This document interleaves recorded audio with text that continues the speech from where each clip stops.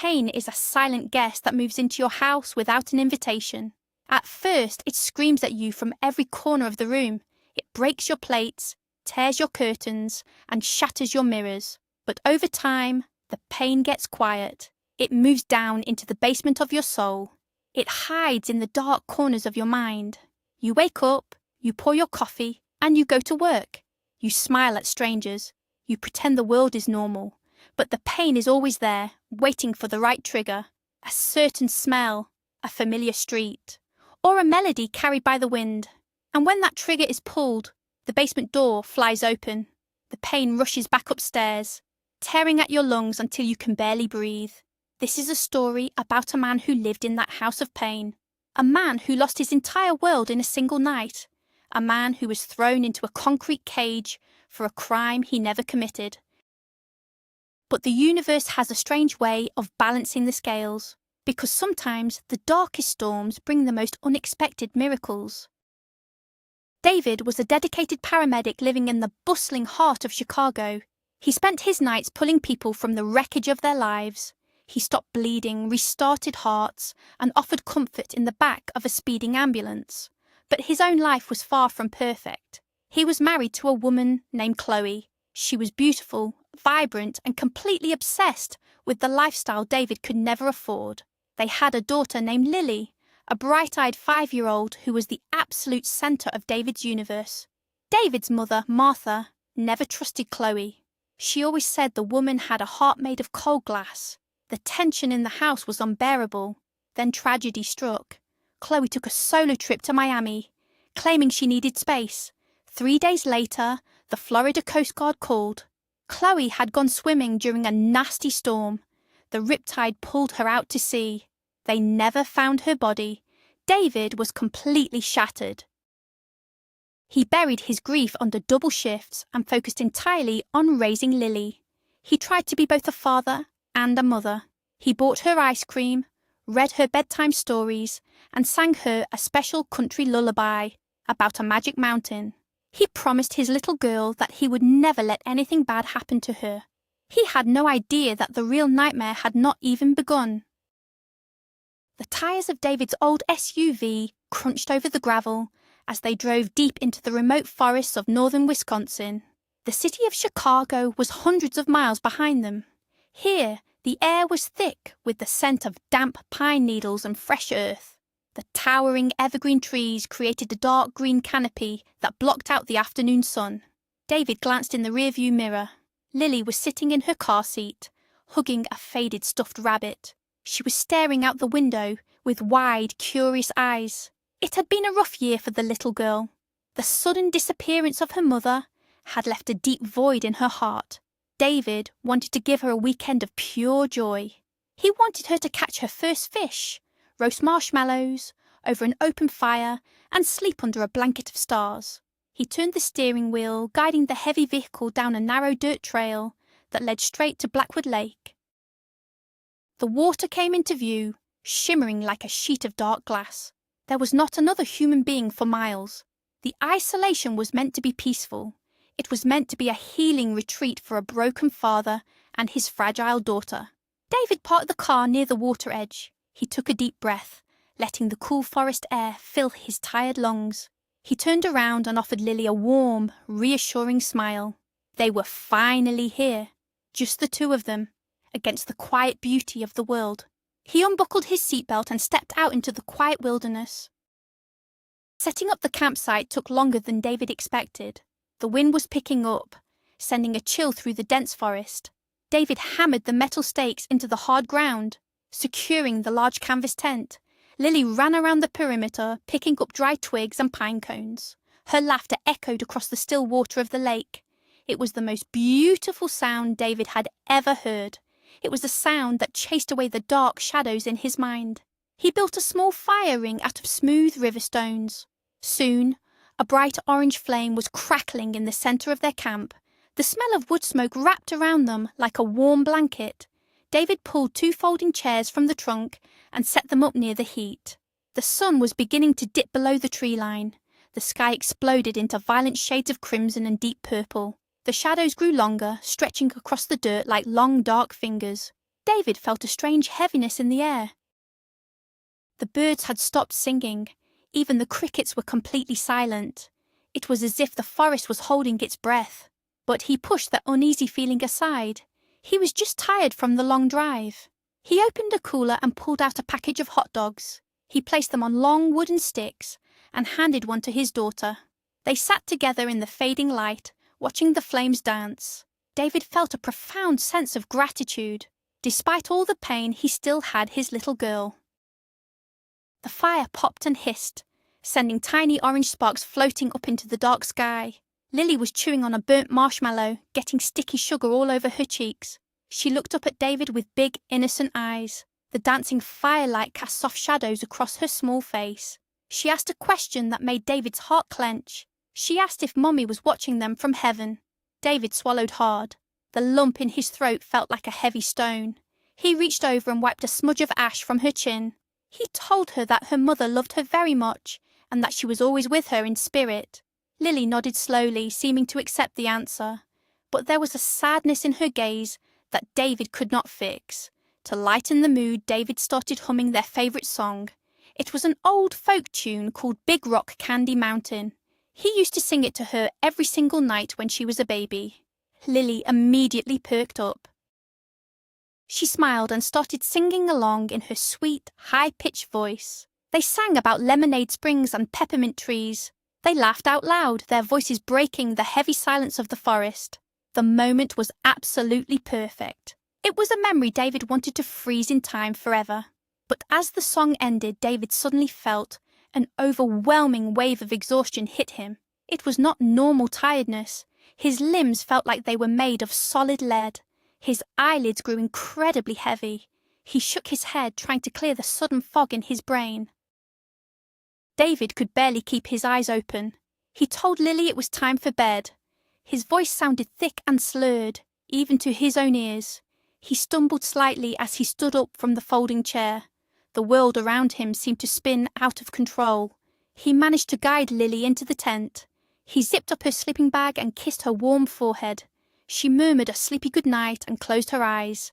David zipped the tent door shut and collapsed onto his own sleeping mat.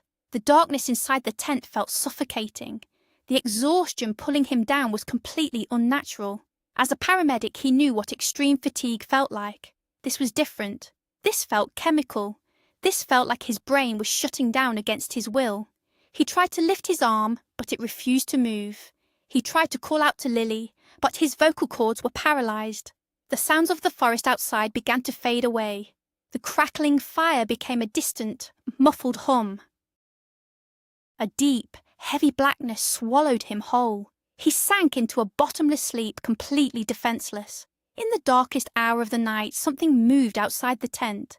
The sound of footsteps crunching softly on the dry leaves. The faint rustle of nylon as the zipper was slowly pulled up. But David heard nothing.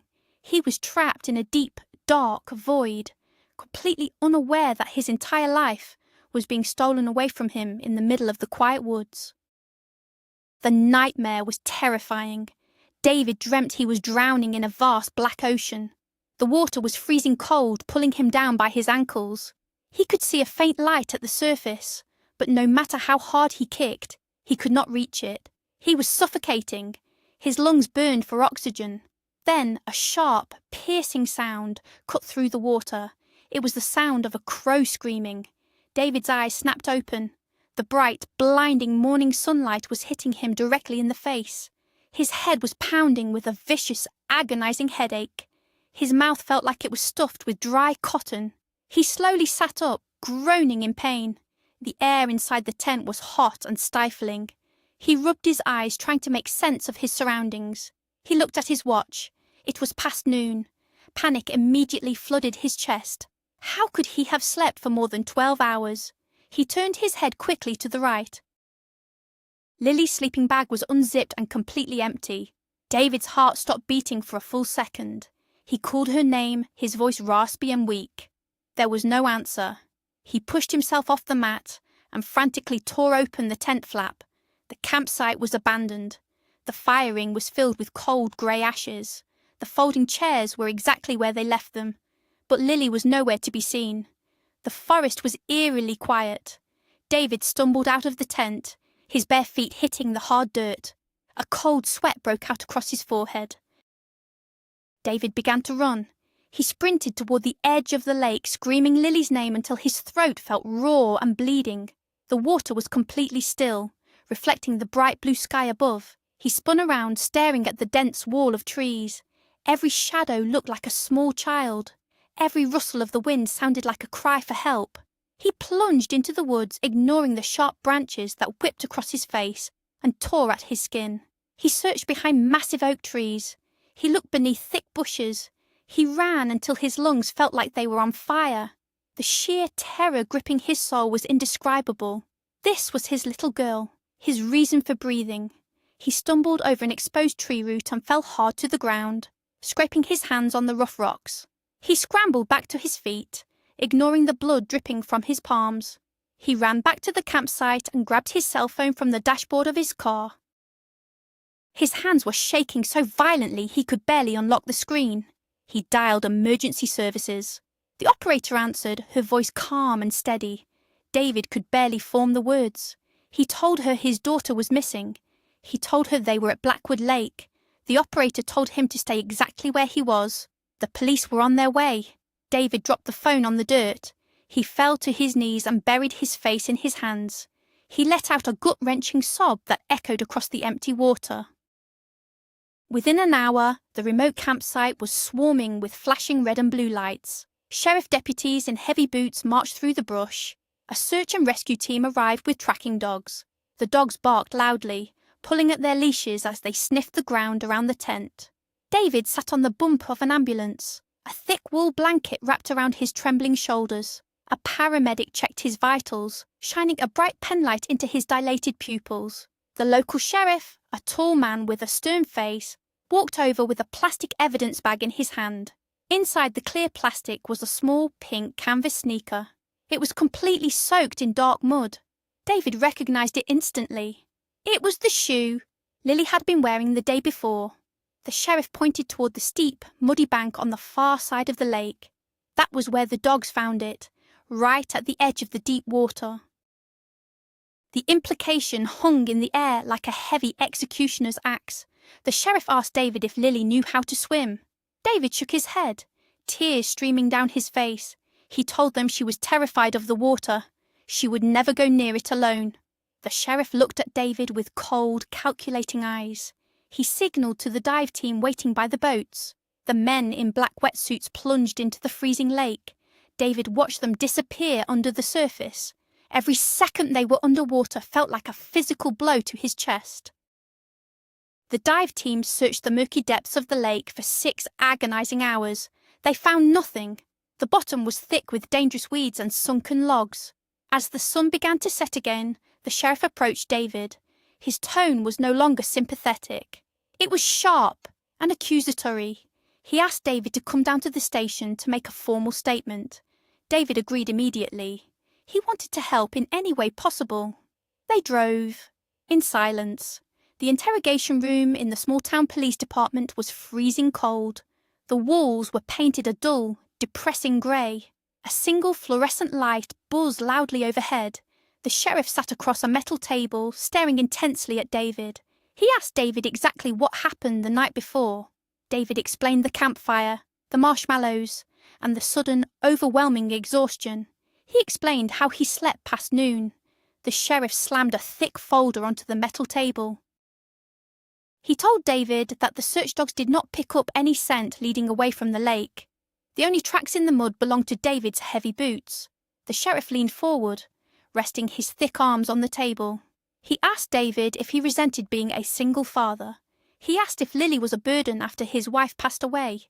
David recoiled in absolute horror. He shouted that he loved his daughter more than his own life. The sheriff did not blink. He simply pushed a piece of paper across the table. It was a preliminary medical report. David stared at the piece of paper.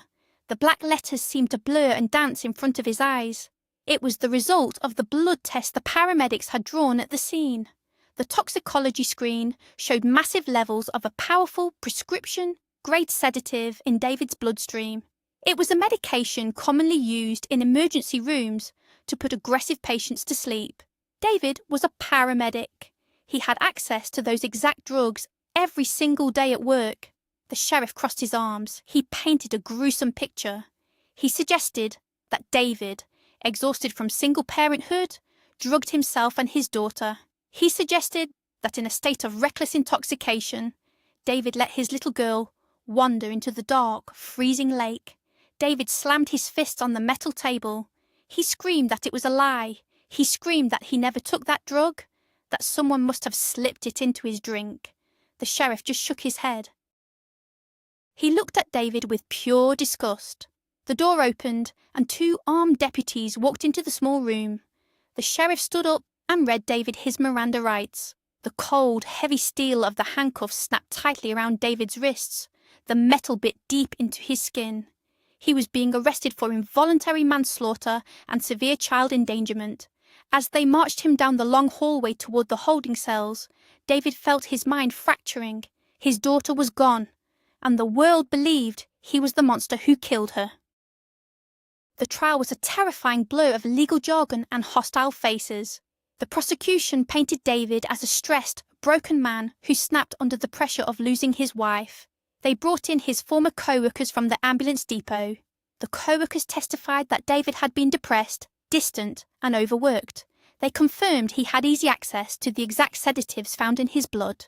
David's defense attorney was a tired, overworked public defender who barely looked him in the eye. The attorney advised David to take a plea deal. David absolutely refused.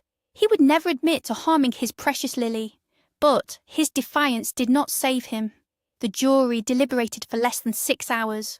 When the 4 persons stood up to read the verdict, the courtroom was dead silent. Guilty on all charges. The judge looked down from his high wooden bench, his face completely devoid of mercy. He sentenced David to 5 years in the state penitentiary. He told David that he deserved a lifetime of suffering for betraying the sacred trust of a child. 2 heavy-set bailiffs grabbed David by the arms. They dragged him away from the defense table. David looked back at the gallery. The seats were mostly empty. His mother, Martha, sat in the very back row. She was weeping uncontrollably into a white handkerchief. That was the last time David saw his mother outside of a prison visiting room. The doors closed, sealing his fate in iron and concrete. The state penitentiary was a massive, imposing fortress of grey stone and razor wire. It smelled constantly of bleach, stale sweat, and suppressed violence. The noise was constant and deafening. The clanging of steel doors, the screaming of angry men, and the heavy boots of the guards walking the tiers. David was assigned to Cell Block C. It was a maximum security wing, housing some of the most dangerous men in the state. On his very first day, an older inmate whispered a warning as David walked past. Men convicted of harming children did not last long in Cell Block C. David knew the unwritten rules of the prison yard. He kept his head down. He barely ate the terrible food on his metal tray. He spent his nights staring at the cracked ceiling of his cell, haunted by the memory of Lily's laughter.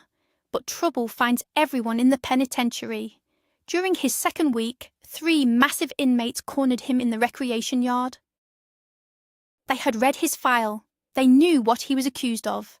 They beat him mercilessly behind the weightlifting equipment. David did not fight back. A dark part of his soul believed he deserved the pain for failing to protect his daughter. He spent a week in the infirmary with broken ribs and a shattered nose. When he returned to the block, the atmosphere was even more tense. He was marked for death. It was only a matter of time before someone finished the job. A few days later, the entire cell block was gathered in the main common area for evening recreation. The air was thick and humid. In the corner of the room sat a man everyone called Brick. He was an older, terrifying figure with a scarred face and cold, calculating eyes.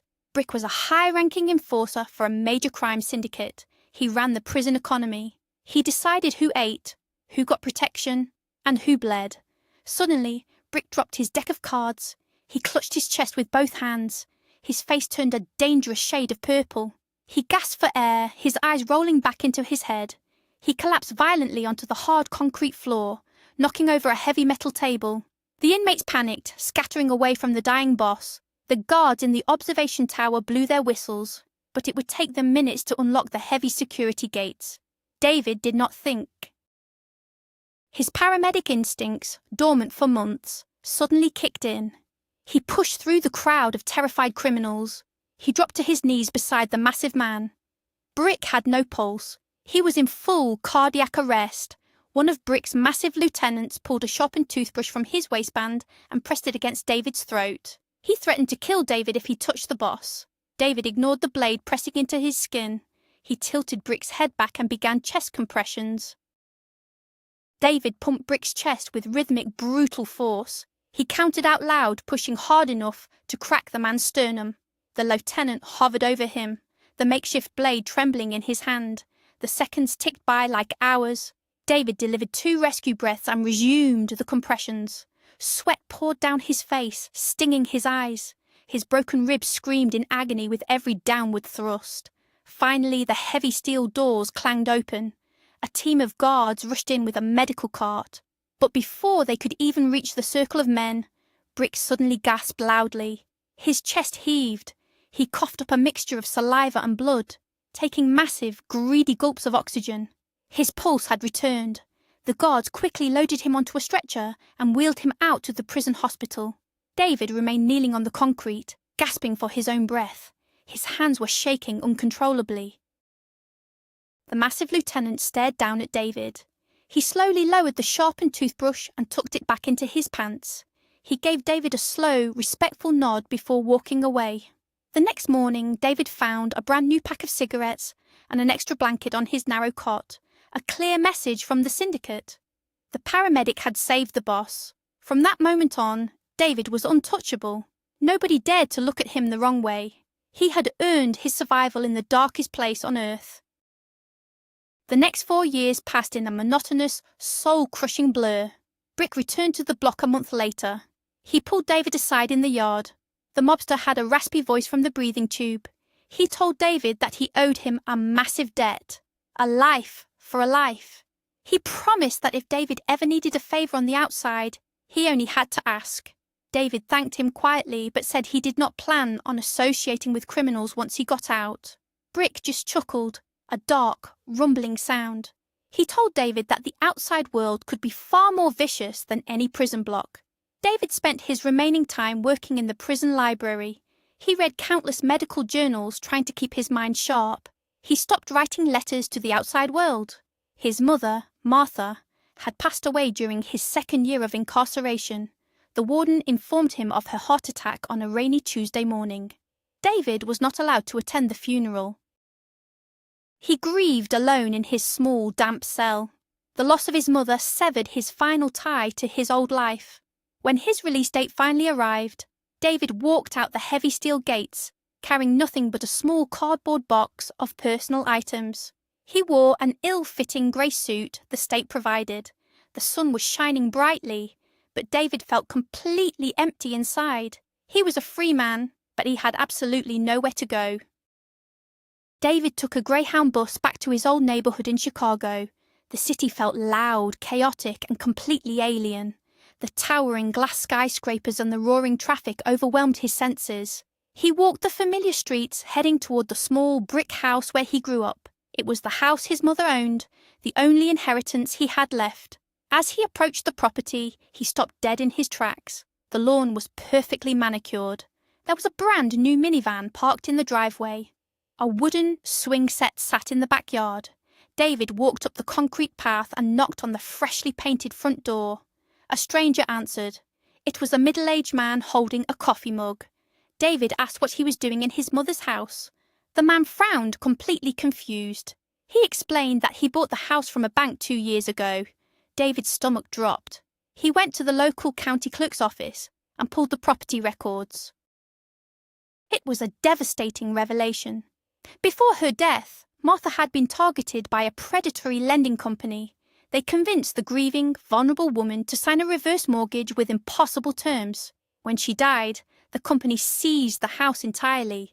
They stole his family home legally. David walked out of the government building and sat on a cold stone bench. He had no family. He had no home. He had a felony record that meant he could never work as a paramedic in Illinois again. He was completely destroyed. Sitting on the stone bench in the freezing Chicago wind, David realized he could not survive in this city. Every street corner reminded him of Lily. Every siren reminded him of his old career. He needed a place where no one knew his name, a place where a man could disappear into the landscape. He took the last $300 from his prison release fund and went back to the bus station. He looked at the massive departure board. He bought a one-way ticket to a small, isolated town in Montana, right on the edge of the Rocky Mountains. The journey took 3 days. When he stepped off the bus, the air was shockingly thin and crisp. Massive, snow-capped peaks loomed over a valley of dense pine forests. The town was tiny, just a few streets, a hardware store, a local diner, and a small, underfunded rural ambulance service. David walked into the EMS station and asked to speak to the director. He was honest about his past. He laid out his felony conviction, but he also presented his years of perfect medical service in Chicago. The director was a gruff, practical man named Tom. Tom did not care about Chicago politics or prison records. He cared that his county covered 2,000 square miles and he was desperately short on medics. Tom looked David in the eye and handed him an application. He told David that out here in the wild, a man was judged by his actions, not his paperwork. Life in Montana was incredibly brutal, but it was exactly what David needed. The physical labor and the extreme weather kept his mind occupied. He lived in a tiny, drafty cabin on the edge of town, chopping his own firewood and surviving on canned soup. His work on the ambulance was entirely different from the city. Out here, there were no backup units minutes away. If things went wrong on a mountain pass, you were entirely on your own. During his second month, a massive blizzard hit the valley. The snow fell in thick, blinding sheets. The radio crackled with an emergency call. A logger had been crushed by a falling tree deep in the northern timber tract. David and his partner pushed their heavy truck through 3 feet of snow, chaining the tires to maintain traction. They hiked the final mile through a deadly whiteout, carrying heavy medical bags on their backs. They found the logger pinned under a massive pine, bleeding heavily. David worked with cold, numb fingers. He established an airway, administered fluids, and orchestrated a complex rescue using logging chains. He kept the man alive for 4 agonizing hours until a snowcat arrived to transport them. When they finally returned to the hospital, covered in freezing mud and blood, the entire town heard about it. David had proven himself. He earned the quiet, stoic respect of the mountain community. The ghosts of his past were still there, but their voices were getting softer. The heart of the small town was a cozy diner called the Rusty Spoon. It smelled of dark, roasted coffee, fried bacon, and warm cherry pie. This was where David met Sarah. She was the morning dispatcher for the county emergency services. She had fiery auburn hair, a quick wit, and a smile that could melt the Montana snow. Sarah had grown up in the valley. She was tough, independent, and fiercely loyal. She noticed the quiet, brooding paramedic sitting alone in the corner booth every single morning. Slowly, she began to break down his walls. She would bring him extra coffee, linger to chat about the crazy emergency calls, and ask about his life. David was terrified to let anyone in, but Sarah's warmth was irresistible. One evening, after a grueling shift, she invited him to sit by the river and watch the sunset over the mountains. They talked for hours. David finally found the courage to tell her everything. He told her about Chloe, about his wrongful conviction, and the agonizing loss of his little girl. He expected her to run away in horror. Instead, Sarah reached out and took his calloused hand. She looked into his eyes and told him she believed him. She saw the fundamental goodness in his soul. Over the next 3 years, they built a quiet, steady life together. Sarah moved into David's cabin. They painted the walls, planted a small garden, and filled the space with laughter. David finally felt like he was allowed to breathe again. It was a Tuesday afternoon in early October. The leaves on the aspen trees had turned a brilliant, glowing gold. David drove the ambulance down the mountain to Billings, the nearest large city, to restock essential medical supplies for the rural station. He parked near a large industrial pharmacy warehouse.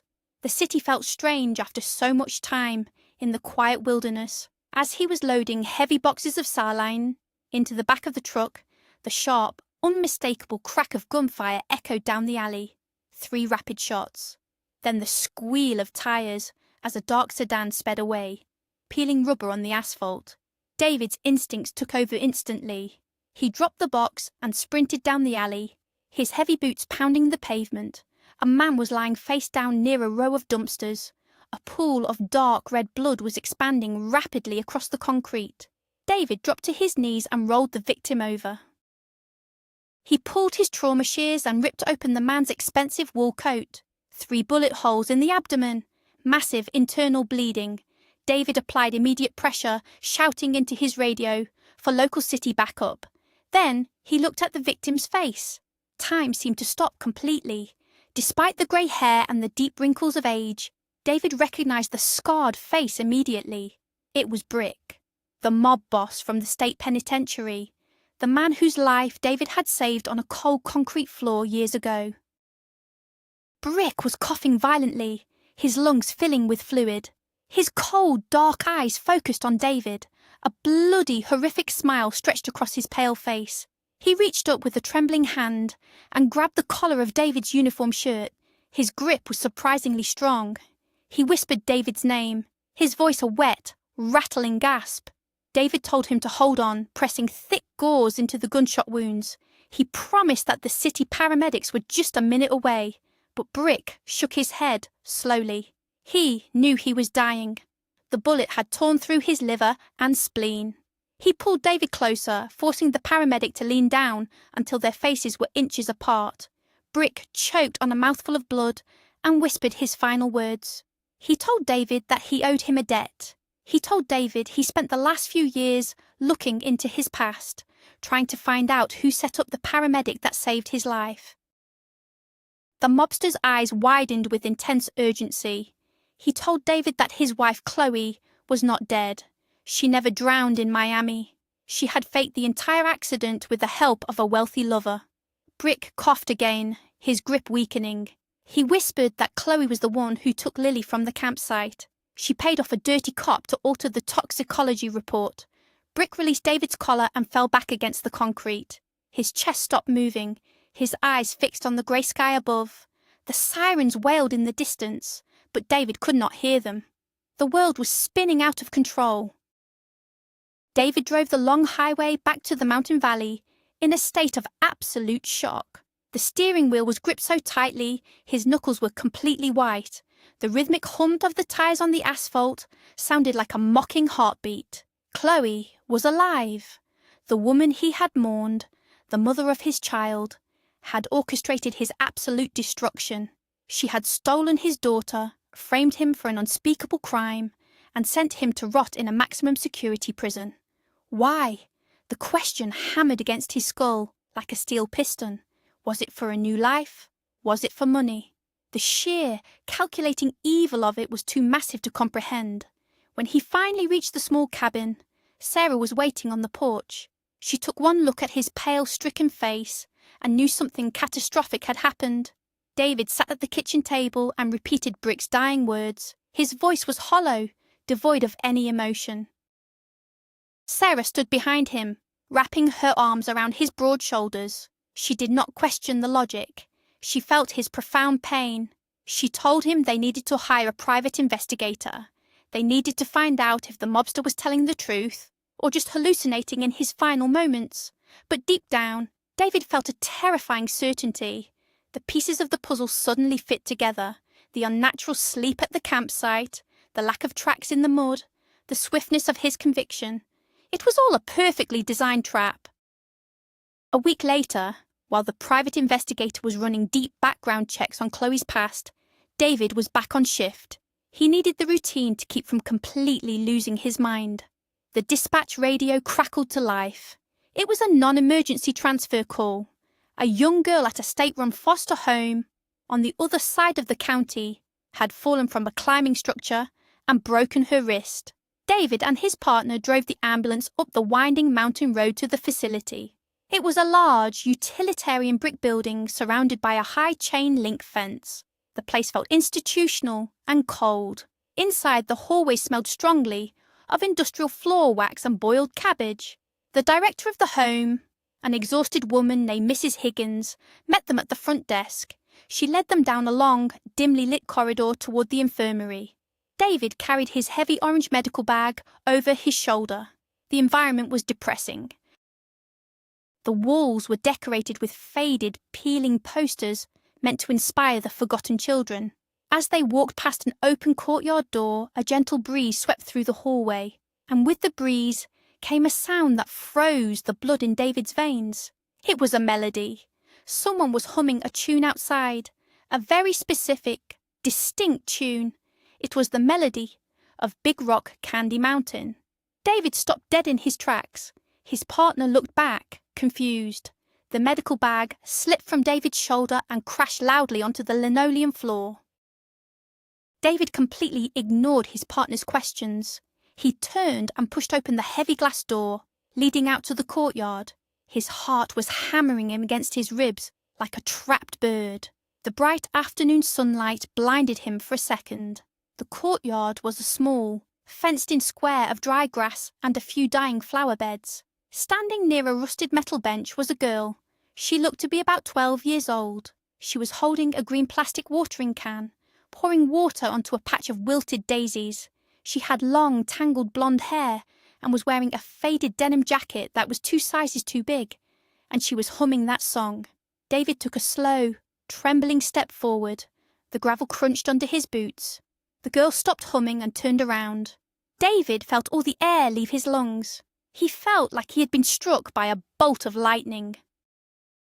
Even though 7 years had passed, even though she was taller and her face had lost its baby fat, he knew. A father always knows. She had the exact same bright blue eyes. She had the same small dimple on her left cheek. It was Lily. She was alive. She was standing right in front of him in a forgotten foster home in the middle of Montana. David's knees buckled. He grabbed the chain-link fence to keep from collapsing onto the dirt. Tears streamed down his rugged face. He tried to speak, to call out her name, but his throat was completely paralyzed by the overwhelming emotion. The young girl looked at the weeping paramedic with a mixture of confusion and fear. She took a step back, clutching the green watering can tightly against her chest. David forced himself to breathe. He wiped his face and took another slow, non-threatening step forward. He spoke her name, Lily. The girl shook her head. She said her name was Maya. That was the name the state gave her when they found her wandering alone at a bus station in Seattle 6 years ago. She told him she did not remember her real name. She did not remember anything from before she was 6 years old. The doctors called it severe dissociative amnesia caused by a massive psychological trauma. David fell to his knees in the dirt right in front of her. He looked up into her frightened blue eyes. He softly began to sing the lyrics to the lullaby. He sang about the lemonade springs and the peppermint trees. The girl's eyes widened in absolute shock. The green watering can slipped from her hands and crashed to the ground, spilling water over David's boots. A violent shudder ran through her small body. The mental walls that had blocked her memories for years suddenly began to crack. She remembered a dark tent. She remembered a cold car ride. She remembered a beautiful woman who told her to wait on a bench and never came back. And then she looked at the man kneeling before her. She remembered the warm, safe arms of her daddy. A single tear rolled down her cheek. She whispered the word she had not spoken in 7 years. Daddy. The emotional reunion in the courtyard was interrupted by Mrs. Higgins and David's partner rushing out the door. It took hours of frantic explanations, phone calls to Child Protective Services, and police intervention to sort out the immediate chaos. David refused to leave the building without her. He sat in the director's office, holding Lily's hand so tightly his fingers ached. The local authorities were sceptical, but the private investigator David had hired finally delivered. The investigator emailed a massive file proving that the fingerprints of Maya matched the childhood medical records of Lily. The state of Montana granted David temporary emergency custody. When he finally drove his daughter back to his cabin, Sarah was waiting on the porch. She burst into tears the moment she saw the blonde girl stepping out of the truck. The cabin was filled with a cautious, fragile joy, but the dark shadow of Chloe still loomed over them. Lily, slowly recovering fragments of her memory, explained what happened. Chloe had taken her from the campsite while David was drugged. They drove across the country with a wealthy man named Richard, but Richard soon grew tired of having a child around. He told Chloe to get rid of her. Chloe drove Lily to a busy bus terminal in Seattle, bought her an ice cream cone, told her to sit on a bench, and simply walked away.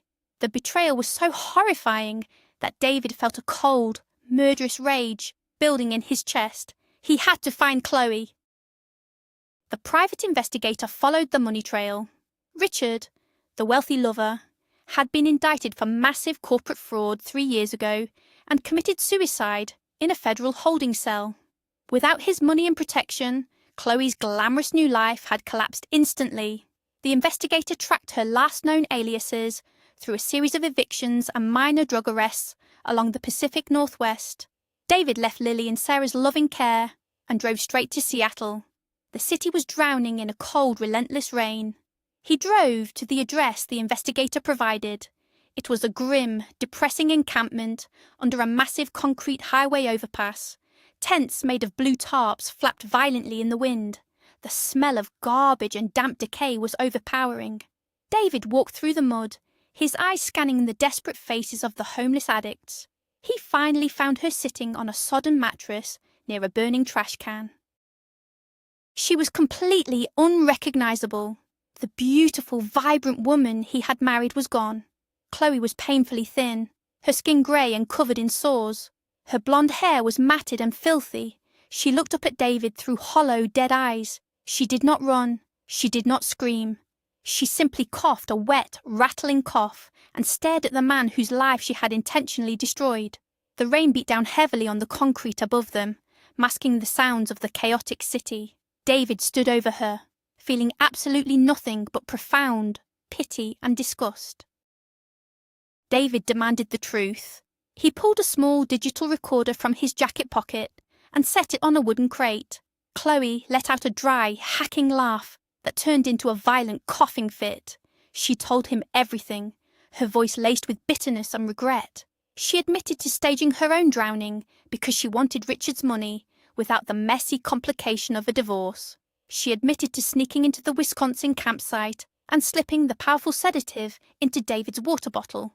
She confessed to planting Lily's shoe near the water to fake the drowning. She even admitted that Richard paid a corrupt lab technician to ensure David's toxicology report guaranteed a prison sentence. She threw her own husband to the wolves and abandoned her only child simply because she wanted a life of luxury. And now she was dying in a gutter, consumed by addiction and disease. David listened to her confession without saying a single word. When she finished, she looked up at him and begged for money. She begged for a few dollars to buy her next fix. David looked at the pathetic broken creature before him. He reached into his pocket and pulled out a crisp $100 bill. He dropped it into the filthy mud at her feet. He picked up his recorder, turned his back, and walked away. He left her there in the freezing rain to live out the miserable remainder of the hell she had created for herself. He had exactly what he needed to reclaim his life entirely. Armed with the recorded confession and the extensive files from the private investigator, David went straight to the federal authorities. The justice system moves incredibly slow, but a confession of a fake death and a framed conviction was explosive. The corrupt lab technician in Wisconsin was arrested. The original judge vacated David's conviction, officially clearing his name and wiping the felony from his record. The news made national headlines, but David ignored the reporters camping outside his Montana cabin. He did not care about public apologies or civil lawsuits for wrongful imprisonment. He only cared about the present. The state officially restored his full parental rights. The day the judge signed the final custody papers, David took Lily and Sarah to the top of the mountain overlooking their valley. The sky was a brilliant, endless blue. The air tasted sweet and clean. David looked at his daughter. The shadows of trauma were slowly fading from her bright eyes. She was laughing again, a sound that healed the deepest scars in his soul. He turned to Sarah, the woman who had stood by him when the entire world had cast him into the dark.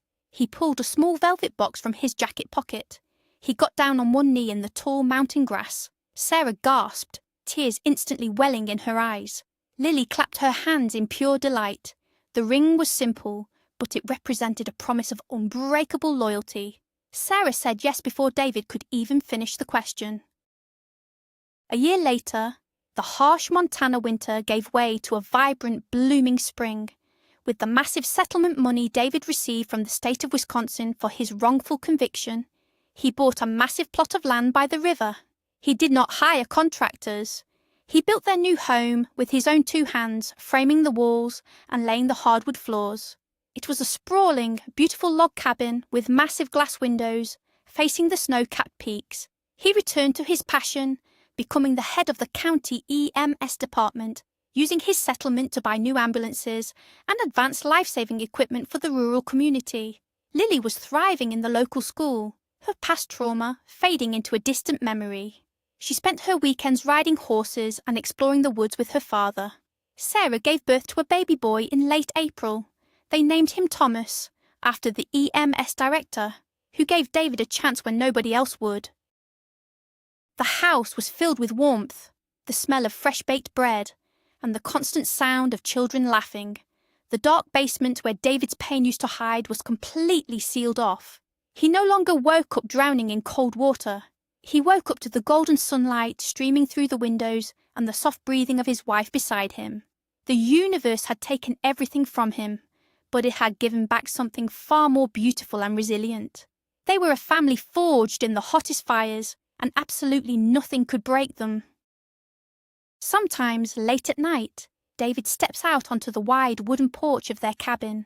He leans against the railing and looks up at the millions of stars scattered across the vast Montana sky. He listens to the rushing water of the river nearby. He thinks about the strange, terrifying journey that brought him to this exact moment. He thinks about the cold concrete of Cell Block C. He thinks about Brick, the violent criminal whose dying breath delivered the truth. And he thinks about Chloe, lost forever in the shadows of her own greed. He feels a profound sense of peace. He survived the unimaginable because his love for his daughter was stronger than any concrete wall or corrupt lie.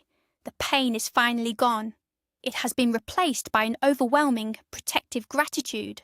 He walks back inside, locking the heavy wooden door behind him. He checks on Lily, who is sleeping soundly under a thick quilt.